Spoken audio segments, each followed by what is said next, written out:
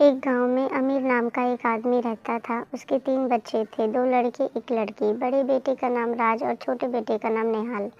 तीनों बच्चों की शादी कर दी। बेटी को बहुत अच्छा ससुराल मिला। अमीर का बड़ा बेटा गुजरात में एक कंपनी में मैनेजर की पोस्ट पर था और छोटा बेटा निहाल पुलिस में। उसके पास थोड़ी बहुत ज़मीन थी जिसकी अमीर देखभाल कर लेता था। राज की पत्नी बहुत चंचल थी, बोलने का भी मन रखती थी। जब बहू तीसरी बार ससुराल आई तभी अमीर ने उसका मन पढ़ लिया। बड़ी बहू को किसी से नहीं बनती थी, ना देवरानी से ना ही सास से। उनमें रोज लड़ाई होने लगी।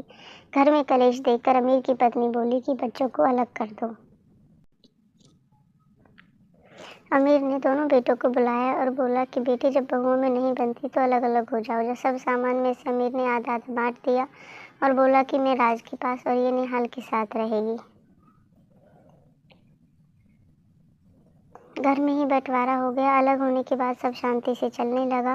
बेटे अपने कमरे में काम पर चले जाते। बड़ी बहू अमीर को उसके कमरे में चाय देने जाती तो घंटों में वापस आती। यह सब अमीर की पत्नी सुनंदा देख रही थी। सुनंदा यह सब रोज देखती और सोचती कि बहू इतनी देर उनके कमरे में क्या करती है। तो अतंग आकर बड़ी बहू से कहती है कि बेटा तेरे ससुर को चाय पानी मैं ही दे दिया करूँगी, मुझे और कोई काम भी नहीं है। और तुझे तेरा भाई बुला रहा है रक्षाबंधन के लिए। बहू मना कर देती है, अभी नहीं जा रही। बहू किसी बहाने से ससुर के कमरे में जाती और घंटों में बाहर आती। रक्षाबंधन पर बहन आती है, अपने भाइयों को राखी बांधती है। अगले दिन बहन अपने घर चली जाती है। माँ का मन दुखी होता है। बेटी पूछती है कि क्या हुआ। माँ कुछ नहीं कहती।